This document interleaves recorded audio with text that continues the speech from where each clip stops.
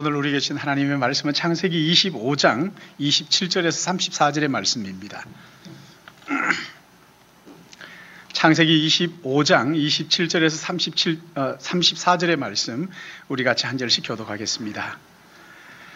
가정에서 우리 다 그 성경을 펼치시고 우리 자녀들과 같이 한자 한자 손으로 짚으면서 같이 봉독하면 좋겠습니다. 그 아이들이 장성하며 에서는 익숙한 사냥꾼이므로 들 사람이 되고 야곱은 조용한 사람이었으므로 장막에 거주하니 이삭은 에서가 사냥한 고기를 좋아하므로 그를 사랑하고 리브가는 야곱을 사랑하였더라. 야곱이 죽을 쏘았더니 에서가 들에서 돌아와서 심히 피곤하여 야곱에게 이르되 내가 피곤하니 그 붉은 것을 내게 먹게 하라 한지라. 그러므로 에서의 별명은 에돔이더라. 야곱이 이르되 형의 장자의 명분을 오늘 내게 팔라. 에서가 이르되 내가 죽게 되었으니 이 장자의 명분이 내게 무엇이 유익하리요. 야곱이 이르되 오늘 내게 맹세하라. 에서가 맹세하고 장자의 명분을 야곱에게 판지라. 야곱이 떡과 팥죽을 에서에게 주매 에서가 먹으며 마시고 일어나 갔으니 에서가 장자의 명분을 가볍게 여김이었더라. 아멘. 기도하겠습니다. 거룩하시고 자비로우신 아버지 하나님, 이 시간 우리를 가정에서 또 사무실에서 그리고 또 현장에서 이렇게 예배의 자리로 불러주신 것을 감사합니다. 주님, 예배를 통하여 하나님의 음성을 듣기를 소원하오니 주님 말씀을 통하여 우리에게 주님의 음성을 분별하도록 은총을 내려 주시옵소서. 하나님의 말씀을 듣고 새 힘을 얻고 담대함을 가지고 세상을 이기고 정복하는 믿음의 가족들 되도록 주님 이 한 시간 말씀으로 우리를 치유하시고 우리를 찾아오시고 만나주시고 인격적으로 우리를 인도하여 주시옵소서. 부족한 종 말씀을 들고 썼습니다. 아버지 하나님, 늘 떨리는 마음으로 서지만 우리 하나님 이 한 시간 성령 하나님께서 강권하여 주의 도구로 온전히 사용하여 주실 것을 간절히 바라옵고 주님 앞에 의탁하오며 예수님의 이름으로 기도드리옵나이다. 아멘. 예수 믿는 사람이라면 누구나 하나님이 기뻐하시는 가정을 이루고 또 하나님을 기뻐하시는 일을 하고 싶지 않은 사람은 아무도 없을 것입니다. 그러나 문제는 우리가 살아가는 이 현실이 결코 녹록하지 않다는 것이지요. 최근에 목회자의 자녀의 가정에 입양된 16개월 된 아이가 두개골이 파손이 되고 갈비뼈가 부러지고 온몸에 멍투성이가 되어서 숨지는 사건을 놓고 우리 사회가 발칵 뒤집혔습니다. 목회자의 자녀의 가정에 어떻게 이런 일이 일어날 수가 있죠? 왜 이런 일들이 일어나는 걸까요? 저는 최근에 어떤 사건들이 있다 이러면은 마음속에 근심이 먼저 돼요. 혹시 목사 아닌가? 혹시 장로 아닌가? 저 사람 권사 아닌가? 교회 중직자가 아닌가? 마음이 몹시 불편한 거예요. 유난히 예수 믿는 사람들의 가정에 치부가 많이 드러나는 그런 때라는 생각이 드는 거예요. 믿음의 가정에 이런 일들이 왜 일어나는 걸까요? 아니, 이런 일들이 일어나는 것이 정말 믿음의 가정 맞나요? 이것을 보면서 한편으로는 그런 생각을 하죠. 이런 치부가 드러나야 치료할 수 있으니까 하나님께서 우리에게 이것을 고칠 수 있는 기회를 주시는 것이다. 그렇게 저는 믿고 있어요. 오늘 여기 본문 말씀을 보시면 믿음의 조상 아브라함의 아들 이삭이 나이 40에 리브가와 결혼을 하고 20년 동안 아이가 생기지 않아서 하나님 앞에 간절하게 기도하고 애를 태우며 기도해서 쌍둥이를 얻었습니다. 그 이야기를 지금 기록하고 있어요. 큰아들은 몸이 붉었기 때문에 이름을 에돔, 에서라 하였고 둘째는 자기가 먼저 나오겠다고 발부둥을 치다가 형의 발목을 잡고 나왔기 때문에 이름을 야곱이라고 지었습니다. 3대째 믿음의 가정에서 태어난 후손들입니다. 형인 에서는 전문 사냥꾼이에요. 그런가 하면 동생 야곱은 신중한 성격이었기 때문에 양을 치면서 집에 머물고 있었어요. 그러던 어느 날 형이 사냥을 갔다가 몹시 배가 고파서 집으로 돌아왔는데 그때 마침 동생이 죽을 쓰고 있었던 거예요. 여기 29절 30절 말씀을 보시면 야곱이 죽을 쑤었더니 에서가 들에서 돌아와서 심히 피곤하여 야곱에게 이르되 내가 피곤하니 그 붉은 것을 내게 먹게 하라 한지라. 그러므로 에서의 별명은 에돔이더라. 죽을 쓰고 있는데 시장하던 차에 죽을 쓰고 있으니까 얼마나 그냥 더 배가 고팠을까요? 그래서 죽 한 그릇 달라고 이야기를 하는데 여기 31절 말씀 보십시오. 야곱이 이르되 형의 장자의 명분을 오늘 내게 팔라. 죽 한 그릇 달라 그러는데 얼씨구나 기회다 하면서 지금 형과 거래를 터고 있는 거예요. 그러자 이 형이 하는 말이 내가 죽게 되었으니 이 장자의 명분이 내게 무엇이 유익하리요? 아니 팥죽 한 그릇, 죽 한 그릇 안 먹는다고 죽나요? 한 끼 굶는다고 죽습니까? 그런데 여기 내가 죽게 됐는데 이까지 장자 명분 이게 무슨 소용이 있단 말이야. 네 가져버려 이렇게 했다는 거죠. 여러분 이걸 어떻게 형제의 대화라고 우리가 볼 수가 있겠어요? 여러분 이런 걸 이상하게 봐야 됩니다. 뭐 이런 대화가 다 있나 그렇게 봐야 되는 거지요. 정상적인 가정이라면 어떻게 할까? 형이 사냥을 나갔다가 배가 고파가지고 들어왔는데 마침 동생이 요즘으로 말하면 라면을 끓이고 있단 말이죠. 라면 냄새가 솔솔 나는데 너무 배가 고픈 거죠. 아, 나 너무 배고픈데 야, 그 지금 뭐 하고 있어? 동생이 있다가 형, 나 지금 나도 시장에 가지고 라면 하나 끓이고 있는데 이거 형이 너무 배고프니까 형 먼저 먹어. 그리고 나도 그 다음에 뭐 끓여 먹지 뭐. 이렇게 해야 되는 거 아닙니까? 이렇지 않더라도 야 지금 뭐 하는 거야? 라면 끓여. 야 그거 내가 배고프니까 내가 먼저 먹자 그러면 아니 나 내가 먹어야 되는데 아니 내가 먼저 먹고 내가 다른 거 하나 사줄 테니까 이러면서 형제의 대화가 정상적인 대화라고 한다면 이렇게 돼야 되는 게 맞지 않겠어요? 근데 동생이 형에게 거래를 하고 있잖아요. 형의 장자의 명분을 내게 줘. 그러면 내가 이거 줄게. 형 장자의 명분을 줄래 굶을래 뭐 이런 거잖아요. 이게 정말 말이 됩니까? 그런데 더 이상한 것은 형이 아무렇지도 않게 그래 이까지 장자의 명분이 뭐라고 이게 무슨 배부르게 해줘 너 가져버려 이러는 거지요. 여러분 이 일이 여기에서 끝나지 않잖아요. 이후에 이 사건을 마음에 두고 있던 형 에서가 동생 야곱을 칼을 들고 죽이려고 하자 동생이 형을 피해가지고 20년 동안 낯선 데 가서 떨어져서 살아야 하는 이 끔찍한 일들이 일어나고 있는 것이죠. 여러분 왜 성경이 이런 일들을 기록할까요? 믿음의 가정의 치부를 왜 이렇게 기록을 하고 있는 걸까요? 여러분 이렇게 기록함으로써 우리에게 반면 교사를 삼으라고 교훈을 하는 거예요.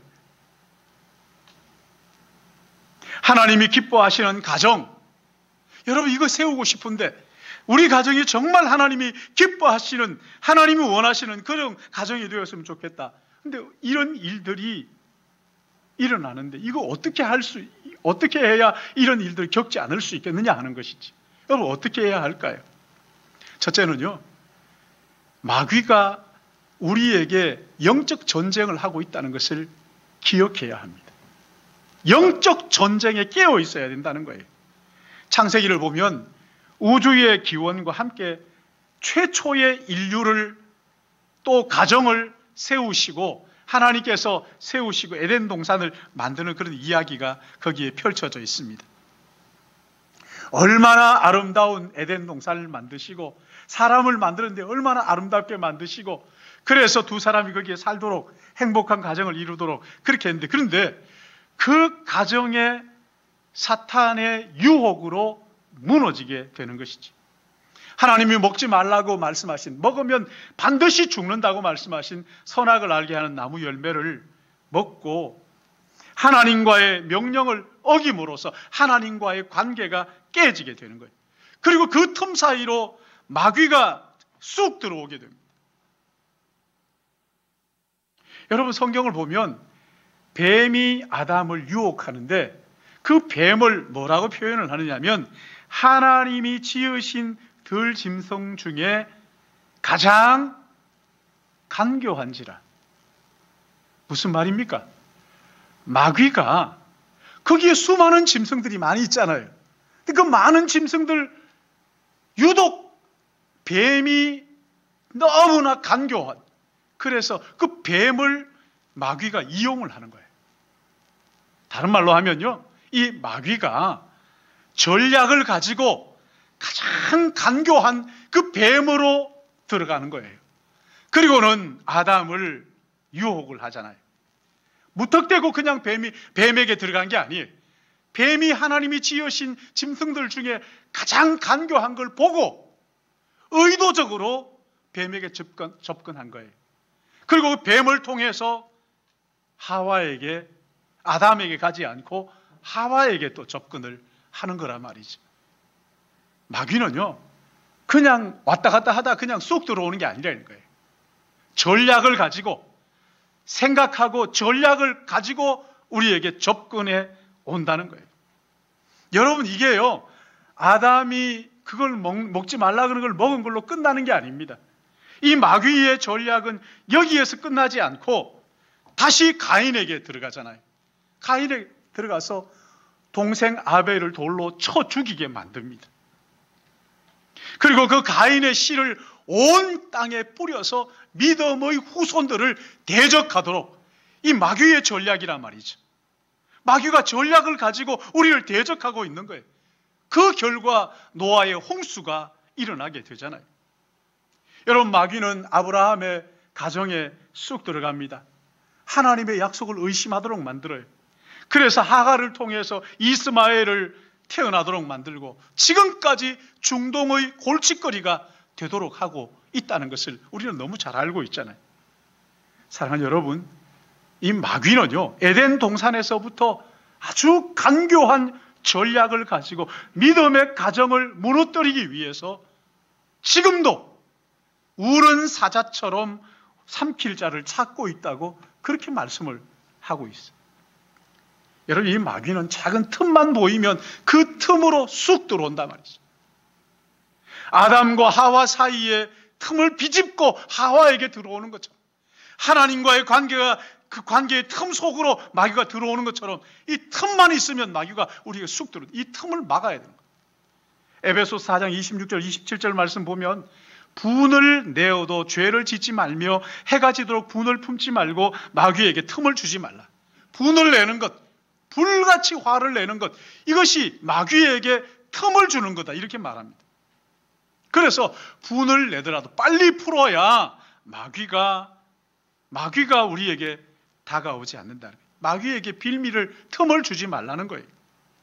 여러분, 이삭의 가정, 이 이삭의 가정의 틈이 무엇이었을까요? 여기 28절 말씀을 보시면 이삭은 에서가 사냥한 고기를 좋아함으로 그를 사랑하고 리브가는 야곱을 사랑하였더라. 부모가 두 자녀를 사랑했더라. 이렇게 하면 이게 얼마나 아름다운 가정입니까? 그런데 여기 이 말씀은 그런 말씀이 아니지요. 아버지는 고기를 너무 좋아해가지고 사냥을 잘하는 큰아들을 편애하고, 그렇게 큰아들을 편애하는 아버지 밑에서 소외되는 작은 아들은 엄마가 감사 안 하면서 아유, 저 양반은 어떻게 큰아들만 좋아해, 야야 이리 와 하면서 편애한다는 거예요. 아버지는 큰아들을 좋아하고 엄마는 둘째를 좋아하고. 아버지가 좋아하는 이유도 너무 재미있잖아요. 사냥을 해가지고 온 고기를 좋아하므로. 요즘 말하면요, 큰아들은 가서 돈을 잘 버는 거죠. 용돈도 쑥쑥 주는 거죠. 그러니까 야, 큰아들 너밖에 없어. 그러니까 둘째가 인정받으려고 막 어떻게 해보는데 이게 도무지 눈에 들지 않으니까 엄마가 있다가 그런 둘째를 끌어안고 얘야, 내가 있잖아, 나는 네 편이야, 이러면서 편애가 그 가정에서 일어나는 거예요. 큰아들은 어머니의 사랑을 늘 그리워하고 작은 아들은 아버지의 인정에 굶주려 있는 거죠. 그래서 이 큰 형제가 우애가 있어야 되는데 이 우애가 깨져버리면서 형제가 더 이상 우애하는 것이 아니라 경쟁 상대가 돼가지고 네가 잘하나, 내가 잘하나, 아버지에게 인정받으려고 그 애를 쓰고 엄마의 사랑을 그리워하고 하는 이런 엮이는 가정을 만들어 버리는 거죠. 여러분, 사탄이 이 편애의 틈을 통해서 그 가정으로 침투해 들어온단 말이죠. 여러분, 편애는 무서운 죄악입니다. 창세기 37장을 보시면은 아버지 야곱이 그 사랑하는 아내가 낳은 자녀라고 해가지고 요셉을 특별히 편애하잖아요. 채색 옷을 지어 입히고. 그러자 형들이 어떻게 합니까? 어느 날 아버지가 없는 데서 그 동생을 만나니까 그 동생을 애굽의 상인에게 팔아버리잖아요. 그리고 그 가슴 아픈 아버지가 얼마나 그 가슴 아파합니까? 편애는 마귀가 들어오는 틈이에요. 그러나 이삭과 리브가는 이런 무서운 죄가 자라고 있다는 것을 전혀 감지하지를 못하고 있는 거예요. 영적 전쟁을 지금 감지하지를 못하고 있단 말이죠. 왜 몰랐을까요? 마귀가 너무나 교묘하게 전략을 가지고 접근하기 때문에, 영적으로 우둔해 있으니까 이 마귀의 전략을 헤아릴 수가 없는 거죠. 32절 33절 말씀을 보시면 에서가 이르되 내가 죽게 되었으니 이 장자의 명분이 내게 무엇이 유익하리요? 야곱이 이르되 오늘 내게 맹세하라. 에서가 맹세하고 장자의 명분은 야곱에게 판지라. 이렇게 나옵니다. 그리고 34절 보면 에서가 장자의 명분을 가볍게 여겼다. 가볍게 여겼다. 여러분 보십시오. 지금 20년 동안 기도해가지고 쌍둥이를 임신을 하게 됐는데, 그때 하나님께서 그 임신한 리브가에게 뭐라고 얘기합니까? 이 두 아이가 뱃속에서 막 서로 싸우는 거예요. 너무 고통스러워가지고 하나님 앞에 가서 기도하는데 하나님께서 큰 자가 작은 자를 섬기게 될 것이다. 다른 말로 하면 장자의 명분이 큰 자에게 있는 게 아니고 장자의 명분이 둘째에게 있다고 말씀을 이미 하셨는데도 불구하고 지금 여기에 여러분, 야곱이 이 이야기를 리브가가 야곱에게 해주지 않았을까요? 그랬다면 야곱 어떻게 하면 됩니까? 내가 둘째로 태어났지만 형님이 계시는데 그럼에도 불구하고 하나님께서 나로 메시아가 오게 하시는 통로로 사용하신다고 그랬다.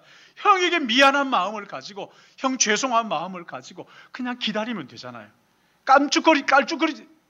깝죽거리지 말고 그냥 기다리면 되잖아요.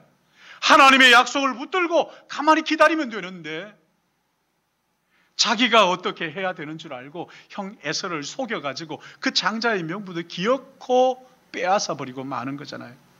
얼마나 이게 기가 막힙니까? 여러분, 이것은요, 아버지 아브라함도 마찬가지였죠. 아버지 아브라함에게 하나님께서 네 자녀를 내가 하늘의 별같이 바다의 모래같이 그렇게 주시겠다고 약속을 하셨는데 그 약속을 붙들고 기다리면 돼요. 훈련 받으면 돼요. 다듬어지면 돼요. 근데 그렇게 하지 않고 기다리다가 지쳐가지고 뭐라 그럽니까? 이러다가 하나님께서 아무것도 주시지 않는 것 아닌가? 그래서 하갈을 통해서 이스마엘이 태어나게 되고 이스마엘이 오늘까지 저 중동의 골칫거리가 되고 말았던 거죠. 여러분, 마귀가 주는 것은요, 지금은 아무리 화려하고 내게 도움이 되는 것 같아도 결국 우리의 영혼을 망가뜨리는 분쟁거리가 되는 것을 깨달으시기를 바랍니다. 이거 기억해야 되는 거예요. 왜 이렇게 조급하게 나서가지고 하나님의 일을 망치느냐 말이에요. 왜 이렇게 하는 거예요? 자기가 노력해가지고 장자의 명분을 빼앗아야 되는 것처럼 하나님의 언약을 믿지 못하는 거예요. 이유가 도대체 뭡니까? 왜 그러는 거예요? 에서는 잊지도 않은 장자의 명분을 팔고 이미 가진 장자의 명분을 빼앗아야 되는 것처럼 형을 속이고 빼앗는, 팥죽 한 그릇 주고 빼앗는, 여러분 이게 뭘 말하는 겁니까? 우리의 인생은요, 다 망가진 죄인들이라는 것을 말씀하는 거예요. 우리가 이걸 보면서 내가 야곱이라면 그러지 않았을 텐데, 여러분 그걸 마태복음에 우리 이번 주에 말씀에 있었잖아요.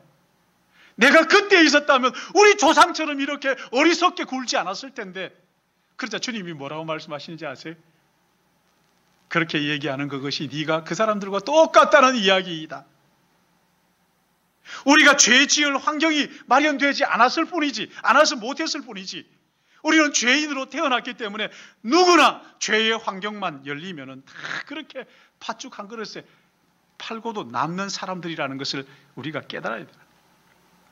다윗은 이것을 깨닫고 뭐라고 말하는지 아세요? 내가 죄의 악중에 출생하였으며 어머니가 죄 중에 나를 잉태하였나이다. 나는 태어나기도 전부터 죄인이었다는 거예요. 아담의 원죄를 그대로 가지고, 그러니까 오늘도요, 부정모혈로 태어나는 모든 인생은 아담의 원죄를 가진 죄인으로 태어난다는 거예요. 여러분 한번 생각해 보세요. 어린 아이라고 죄가 없어요? 어린 아이도 기어가고 꼬물꼬물 기어가는 벌레를 보면 그 죽이는, 여러분 다 죄인이라고요. 소망이 없다고요. 그래서 우리는 자녀들이 원하는 대로 다 해줬다. 여러분 그것은 자녀를 망하게 하는 지름길이에요. 옳고 그름을, 하나님의 말씀을 가지고 분별하도록 자녀들을 도와줘야 되는 거예요. 사도 베드로는 이렇게 편지를 합니다. 근신하라 깨어라. 너희 대적 마귀가 우는 사자같이 두루 다니며 삼킬 자를 찾나니 너희는 믿음을 굳게 하여 그를 대적하라. 무슨 말씀입니까? 정신 바짝 차려라. 네가 죄인인 것을 깨닫고 마귀가 너를 공격하는 것을 알고 정신 바짝 차려라. 우리를 넘어뜨리려는 원수가 우는 사자처럼 어른거리면서 우리를 삼키려고 한다. 여러분 누구를 삼킵니까? 누구를 삼켜요? 우리의 자녀들을 삼키는 거예요. 자녀들의 마음에 악한 씨앗을 뿌리고 그것이 결실하도록, 그래서 멸망하도록 그렇게 인도하는 마귀가 있다면, 영적 전쟁이 있다는 거예요. 우리는 죄인으로 태어났다는 것을 인정해야 돼요. 나는 착한데, 나는 안 그랬을 텐데. 아이고 여러분, 그거 철없는 얘기예요. 우리는 다 죄인이에요. 그 여건이 되면 어쩌면 내가 더 할 수도 있어요. 그걸 인정하라 말이죠. 그리고 하나님의 은혜를 붙들어야 된다는 거예요. 여러분 우리 부모들은요, 자녀가 원하는 대로 다 해준다. 나는 자녀 손끝에 물 한 방울 안 묻혔다. 여러분 그거 자녀 망하게 하는 거라고요. 하나님의 말씀을 가지고 분별해야 돼요. 이미 마귀가 씨앗을 뿌리지 못하도록 우리가 하나님 말씀을 가지고 그 아이의 마음에 뿌리지 못하도록 해야 되는 거죠. 이미 뿌려졌으면 말씀을 가지고 그것을 뽑아내야 되는 거예요. 그래야 산단 말이죠. 우리가 죄인이다. 또 하나 있어요. 우리의 가정에 마귀의 유혹에 휘둘리지 않고 믿음의 가정으로 세워지기 위해서는 우리의 믿음을 잘 전수하는 가정 예배가 살아 있어야 한다는 거예요. 참 재미있는 것은 아브라함이 그렇게 하나님 앞에 가는 곳마다 제사를 드리고 제단을 쌓고 이렇게 하는데 반해서 이삭은 아이를 낳기 전까지는 20년 동안 정말 애태우면서 하나님 앞에 기도하는데, 아이가 태어나고 난 다음에는 가정 예배를 드렸다는 것을 한 번도 찾아볼 수가 없다는 거예요. 아이가 태어나기 전에는 애타게 기도했는데 아이가 태어나자 이해할 수 있죠, 그렇죠? 쌍둥이니까 기도할 여가가 없더라고요. 예배 드릴 여가가 없더라고요. 그럴 수도 있을 거예요. 근데 어떻게 이렇게 한 번도 기도했다는 것이 나오지 않는 거예요? 에서가 사냥해서 오는 고기는 좋아하면서 아들을 위해서 한 번도 기도해 주지 않는 거예요. 진지하게 붙잡고 기도해 주지 않는 거예요. 영적 대화가 없었다는 거예요. 여러분, 바꾸어서 이삭의 가정에서 가정 예배를 드렸다. 어떤 일이 일어났을까요? 가정 예배를 드리면서 우리 가정에서 드려보니까 알겠더라고요. 가정 예배를 드리면서 우리의 가정에 대한 그 얼마나 그 자랑스럽게 생각했을까요? 믿음의 조상 아브라함부터 이어지는 아버지로 이어져서 그리고 우리에게 이어지는 이 놀라운 일들 말이죠. 어느 해인가는 할아버지가 흉년이 들어가지고 그랄이라는 지방으로 내려갔는데 그 그랄 지방에 엘리멜렉이라는 왕이 눈이 삐었는지 할머니를 너무 사랑한 나머지 할머니를 자기 부인 삼겠다고 데리고 갔다가 그날 밤에 하나님께서 엘리멜렉에게 나타나서 얼마나 혼을 내주는지 그냥 벌벌벌벌 떨면서 그 다음날 할머니를 할아버지한테 데리고 오고, 그리고 거기에다 재산을 잔뜩 가지고 와가지고 왜 네가 하나님의 자녀라는 것을, 선지자라는 것을 내게 말하지 않냐, 네 아내라는 것을 말하지 않냐고 할머니를 돌려주면서 재산까지도 주는 그런 엄청난 일이 하나님께서 함께 하셨다고. 이런 일들을 같이 나누지 않았을까요? 깔깔거리면서 웃으면서 엘리멜렉도 눈이 삐었지 100세가 다 돼가는 그 할머니를 뭐가 좋다고 그렇게 자기 아내를 삼겠다고 데리고 갔을까? 뭐 이러면서 말이죠. 할머니가 예뻤나 봐요. 뭐 이런 얘기들을 가정 예배 속에서 할 수 있지 않았을까요? 아버지로부터 그런 이야기를 들었을 때 두 아들이 어땠을까요? 어느 날 할아버지가 아버지에게 얘야, 오늘 너 좀 나 따라가자. 어디 가시는데요? 대답도 안 해요. 그냥 짐을 지우더니만 같이 모리아 산으로 그냥 가시더니만은 어느 정도 가서는 다 종들 다 여기 기다리라고 하고는 아버지와 할아버지만 모리아 산으로 올라갔어요. 갑자기 자기를 묶어놓고는 제단 위에 올려서 칼을 뽑아들더니만 죽이려고 하니까 하늘에서 급하게 아브라함아, 아브라함아, 깜짝 놀란 거죠. 하늘로부터 들려오는 음성을 듣고 마침 뒤에 뿌리 수풀에 걸려있는 염소가 있어서 그 염소를 하나님 앞에 예배를 드리고, 그리고 두 사람이 내려오면서 그 이야기 했을 거 아니에요. 어느 날 하나님이 내가 너를 너무 사랑하니까, 하나님보다 더 사랑하니까 너를 제물로 드리라 그래가지고 오늘 이렇게 드렸는데, 하나님께서 이렇게 양을 드리게 하시고는 너를 살려주셨다. 그러면서 두 사람이 붙잡고 찬송하면서 그 산을 내려왔던 그 감격스러운 이야기를 이 자녀들이 들었을 때, 여러분, 이런 이야기, 이런 영적 이야기를 나누게 됐을 때 이 자녀가 어떻게 됐을까요? 어떤 마음을 가졌을까요? 아브라함의 믿음, 이삭에게 믿음, 이 믿음이 자녀들에게 전수되지 않았을까요? 나이 40에 내가 리브가 네 엄마를 아내로 맞았는데 네 엄마가 여기 사람이 아니잖아. 거기에서 얼굴도 모르고 이름도 모르고 그저 종이 가가지고 오라 그러니까 내가 가겠습니다 하고 결단하고 온 네 엄마, 야, 이 믿음 한번 봐. 네 엄마의 믿음 한번 보라고. 그렇게 엄마를 또 격려하고 말이죠. 그리고 내가 결혼을 했는데, 나이 40에 결혼했는데 얼마나 급하겠니? 그런데 하나님이 자녀를 주지 않으셔가지고 20년 동안 내가 얼마나 애를 태우면서 기도해가지고 겨우 두 아들을 얻었는데, 바로 너희들이야. 너희들은 기도의 응답이란다. 하나님의 기도의 응답이야. 그런 이야기를 들을 때 이 아들들이 무슨 생각을 했을까요? 어떤 생각이 들까요? 나는 마음대로 살아서는 안 되겠구나. 하나님께서 나를 도와주신, 나와 함께 하시는구나. 그런 마음이 들지 않았을까요? 할아버지를 인도하신 그 하나님, 아버지를 인도하신 그 하나님께서 우리를 인도하시는구나. 그런 믿음의 확신이 그 마음속에 생기지 않았을까요? 아마 놀라운 믿음의 세대가 세워졌을 거예요. 만약 이상의 가정에서 가정 예배를 드렸다면 여러분, 이들은요 진짜 영원한 것이 무엇이고 잠깐 있다가 사라질 것이 무엇인지를 분별할 줄 알았을 거예요.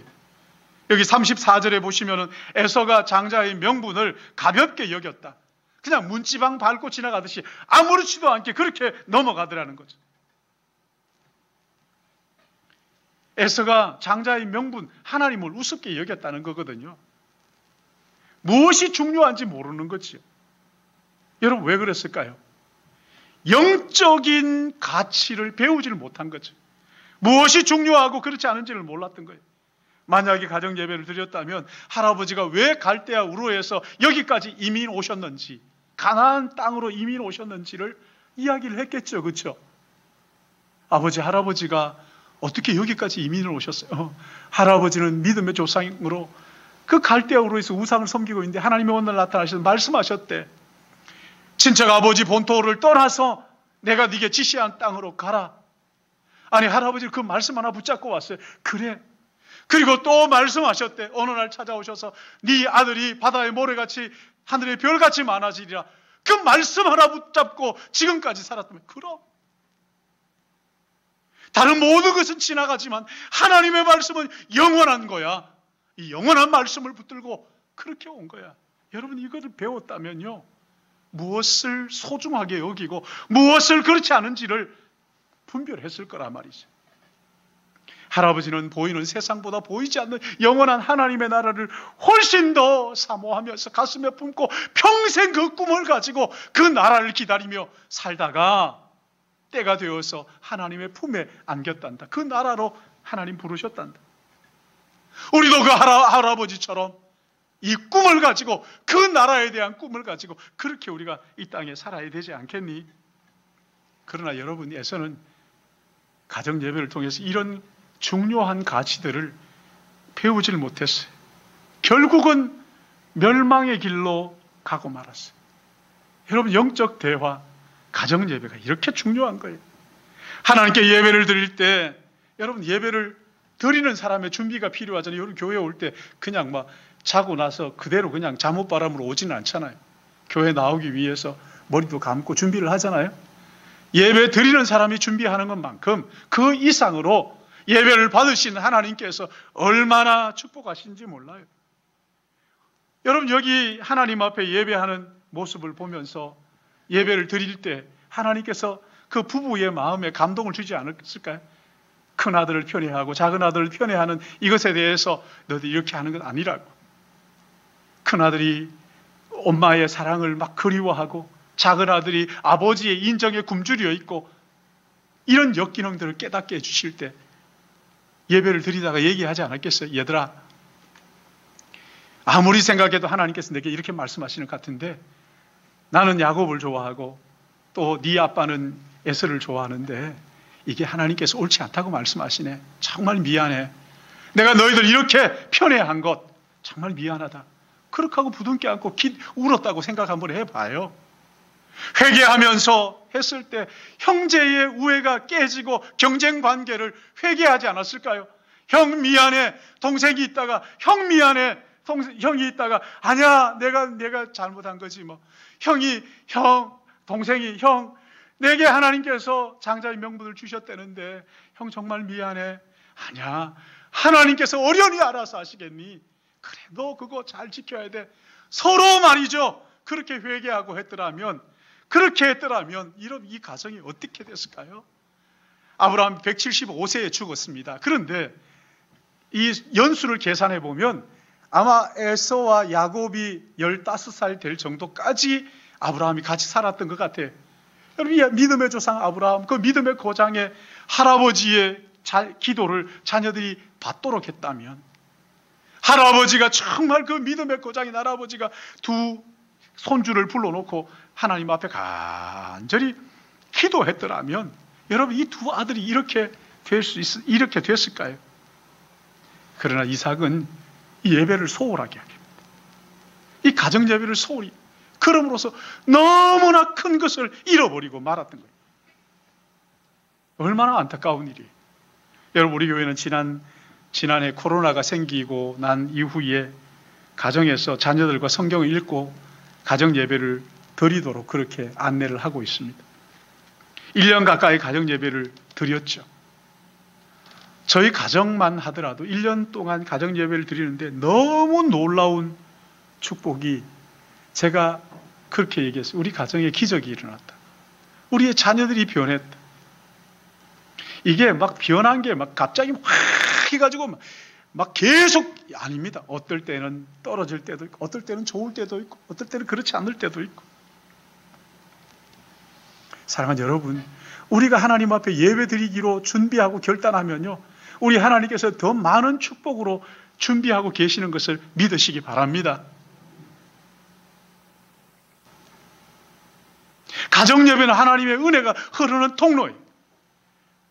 영적 믿음을 전수할 수 있는 통로란 말이죠. 사무엘 데이비스라는 분이 가정 예배라는 책을 썼는데 거기에 보면은 이렇게 얘기해요. 여러분 자녀를 사랑하십니까? 자녀들이 하나님의 복을 받기를 원하십니까? 그렇다면 신신당부하는 바 오늘부터 가정 예배를 시작하십시오. 그리고 죽을 때까지 계속하십시오. 가정 예배가 하나님이 주시는 축복의 통로라는 거예요. 사랑하는 여러분, 아직도 가정 예배를 시도하지 못하고 있는 가정들이 있습니까? 그저 얘기하는 거겠지 하고 그렇게 흘려버리는 그런 분이 계십니까? 정말 소중한 것을 문지방 밟고 지나가듯 아무렇지도 않게 넘어다니면서 듣고 흘려버리는 그런 분들이 계시느냐 말이에요.